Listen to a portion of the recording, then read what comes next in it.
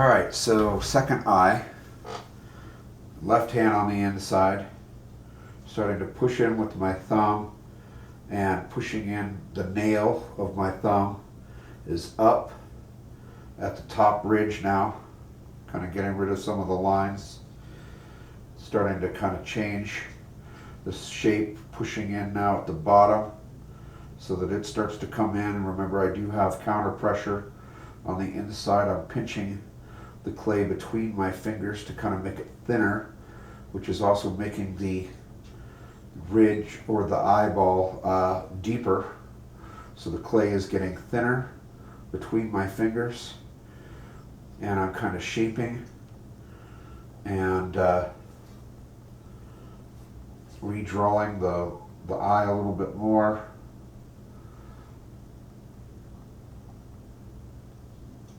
Pinching, pushing, smearing. Okay, so here I am on the inside of this. Now I'm getting my fingers underneath, and I'm really starting to push on the bottom of the eye, getting it thinner and getting it deeper, smearing the eye on the inside with my fingers while I have my hands on the inside for counter pressure, kind of getting rid of some of the marks that were made. Now this ridge right here in the center tended to be a little wide. If you look at the skull, it's kind of wide here, but it kind of drops back. So I'm going to try to put my hands in here and push this back a little bit, get rid of some of so that it has a bit more of a curve to it. I'm going to do the same thing here, put counter pressure on the inside, pushing it back, getting rid of this line now. I don't need this line anymore. That was a reference line that I was using originally.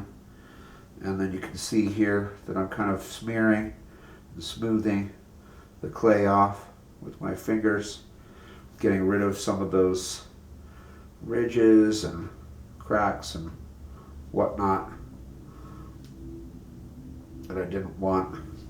Okay, now I'm starting to look at it from the sides, and I can see that the eyebrow line needs to come further out, and then the top of the eye on the inside needs to go back in. So I'm kind of fixing that transition of the eye here, and the side of the nose here. Kind of looking at this, and then I'm going to be looking at this. And I notice that my nose isn't coming out quite far enough. So I probably will add some clay there to make that a little bit more definitive. And I keep always coming back and kind of reshaping the top of my mug so that it's more of a circle. I am pinching this in because that tends to be a little bit thinner there at the top of the skull where the top of the eye is. I'm talking about this ridge right here, kind of making that more defined. Putting my hand on the inside so that I can kind of reshape, redefine.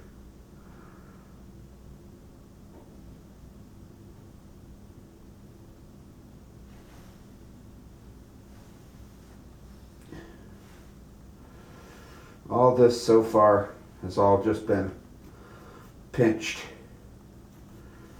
and altered through the pinching. So now I'm going to really push this cheek more forward because it was kind of wrapping around the cup a little bit too much. And really, as you can see on a real skull, the cheek is attached to this bridge here. I won't have that bridge on my mug. I'm just kind of, this is that opportunity as an artist to kind of have artistic freedom, if you will. So I'm putting my stick back inside there, kind of reshaping, resmearing. You constantly are making adjustments. Anytime you're pushing, you need to just be real light and gentle with the pushing. I'm going to push this one back out a little bit more too. Reshape here a little bit. Really pushing out this time with my kind of ring finger on the inside to get that cheekbone to really protrude out and have the dominance, the prominence that I wanted it to have. I'm underneath the eye socket here, and I'm kind of pushing on the cheek, gently getting my finger down underneath there and kind of pushing and changing the shape of the cheekbone here, kind of getting it to have the angle that I want it to have, coming back, adjust. It's just now, at this point, it's just fine tuning and kind of getting rid of any marks that you don't like. When I originally pinched this cup, there's some pinch marks that they're not going away, so I'm really having to kind of be more, I don't know, intentional about getting rid of those pinch marks from my hands that were made. And I am coming back and kind of cleaning up the lip. All right, so then the next thing that I'm going to do is a little bit of repair over here, kind of pushing out with the stick and rubbing and smoothing so that that doesn't have some of those blemishes there that I didn't want it to have. All right, I think at this point you can really start to see the skeleton starting to take shape and form. So here I am kind of pushing that eyebrow line back out again a little bit more, making the eyes a little bit more pronounced, the ridge line up here at the top a little bit more pronounced. All right, so let's add a little bit of clay like I was suggesting to the nose. So I'm just tearing off a little piece. I'm going to cut it with a fettling knife. I'm going to kind of make a coil here.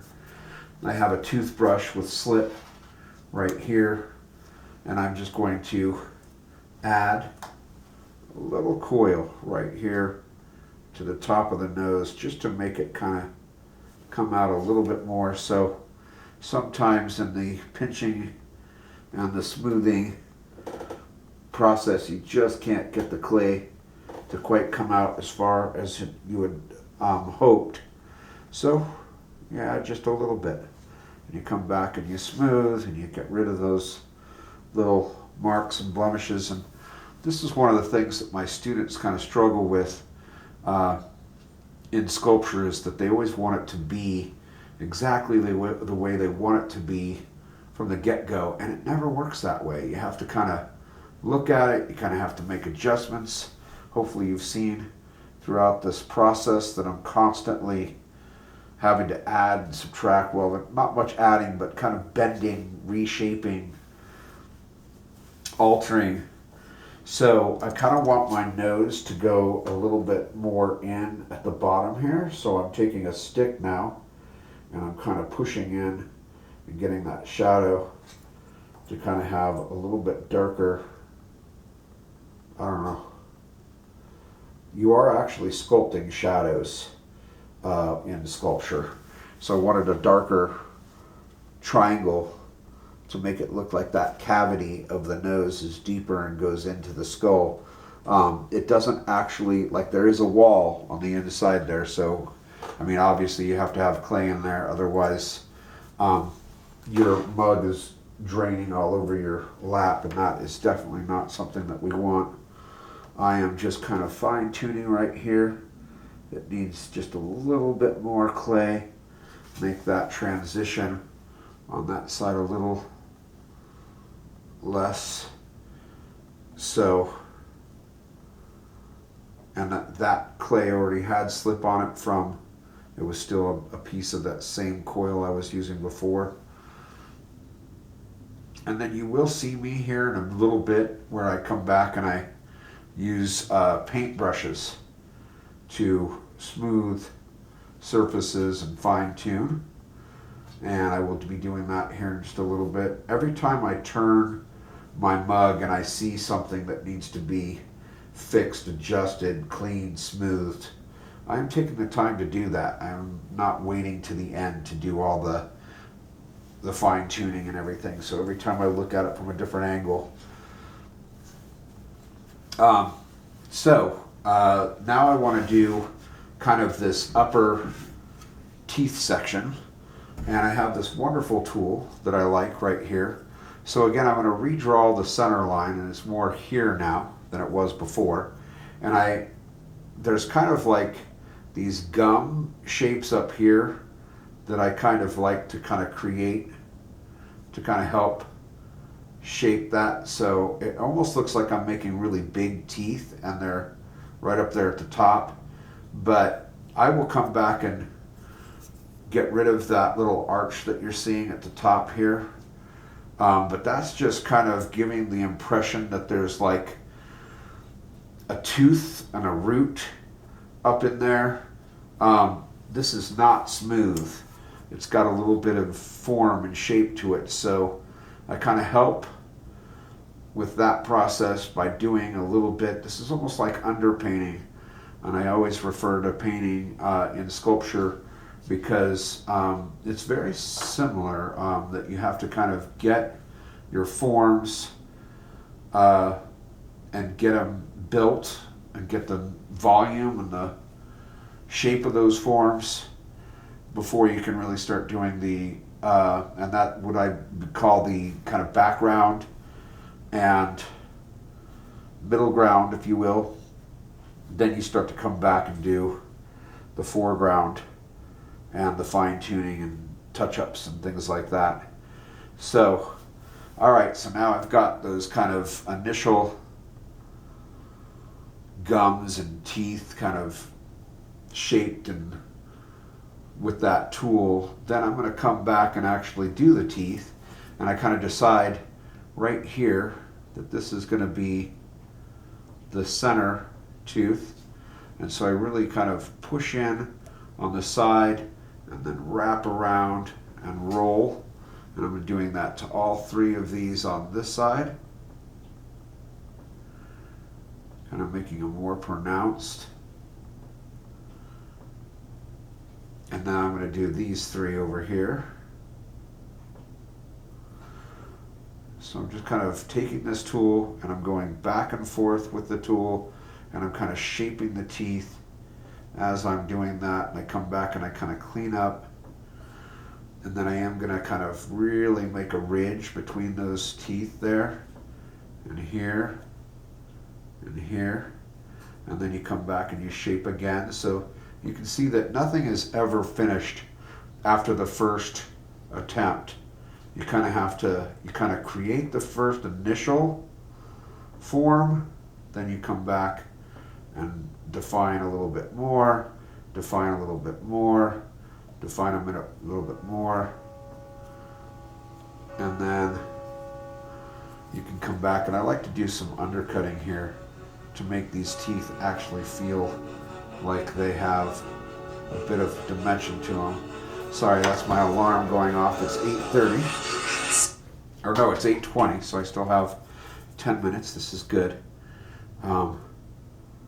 And I am just kind of coming underneath the teeth, making them look like they are actual teeth with shape. And so I kind of undercut just a slight, not too deep. Don't want to make a hole in the bottom of the mug, but I do like those teeth to kind of stand out a bit. So I'm kind of undercutting, coming back, reshaping, smoothing, defining.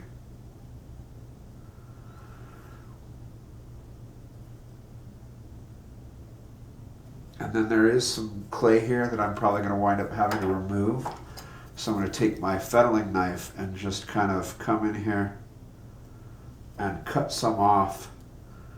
And I'll probably have to do the same thing over here as well. I'm actually removing some of the clay so that tooth really has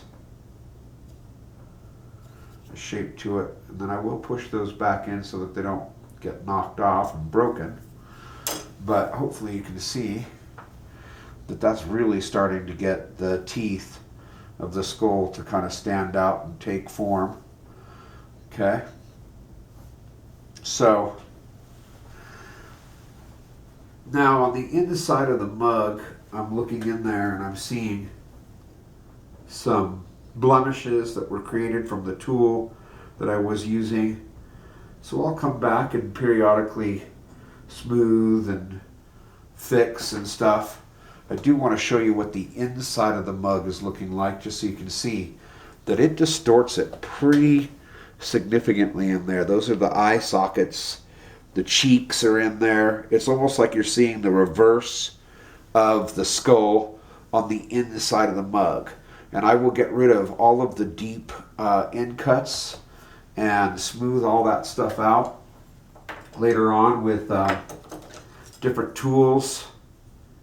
I'm seeing that I can kind of get rid of some almost seams that showed back up from handling it and moving the clay around. So I'm just kind of coming in with the wood modeling tool and kind of cleaning up some of those seams. And this is when I will start to bring a paintbrush in here. I do like to use the back end of my fettling knife to really make sure that the bottom of the mug is flat, kind of smooth, if you will, as smooth as can be anyway.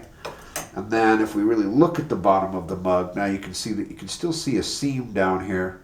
So I am going to take a moment to kind of smear that and get that seam.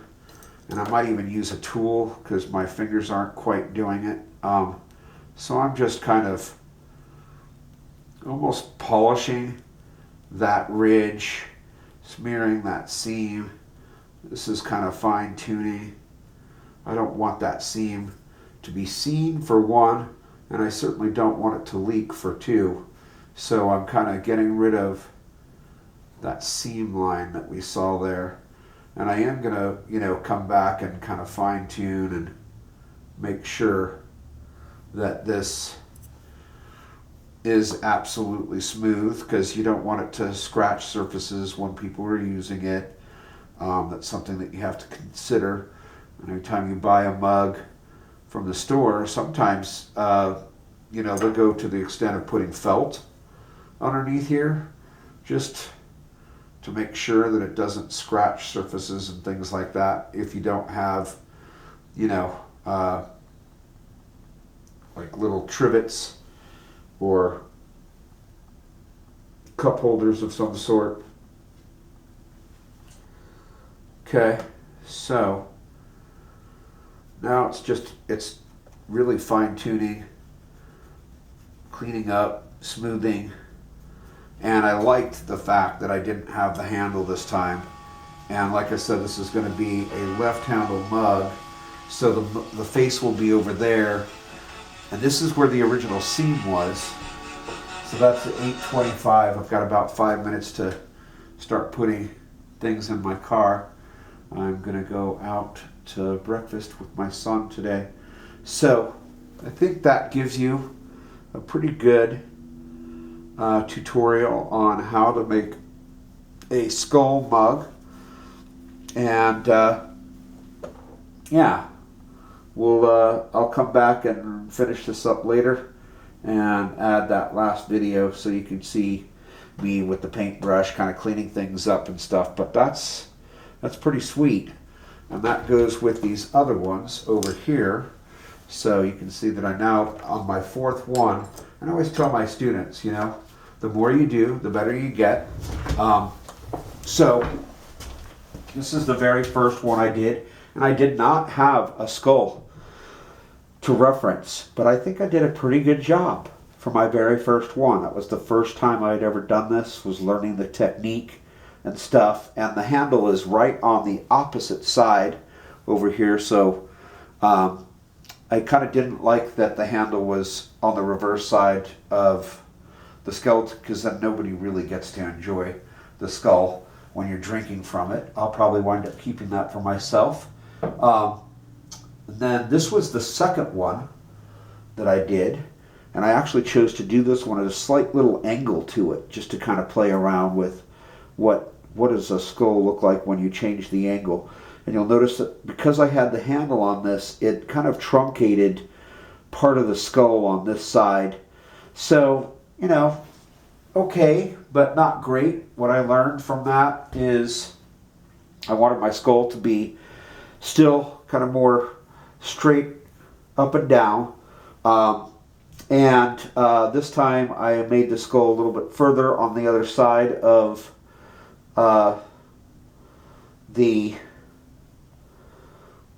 where the handle is, so that I could get that other cheekbone and everything, and I kind of liked that, but this one I still had the handle on. And then my fourth one here,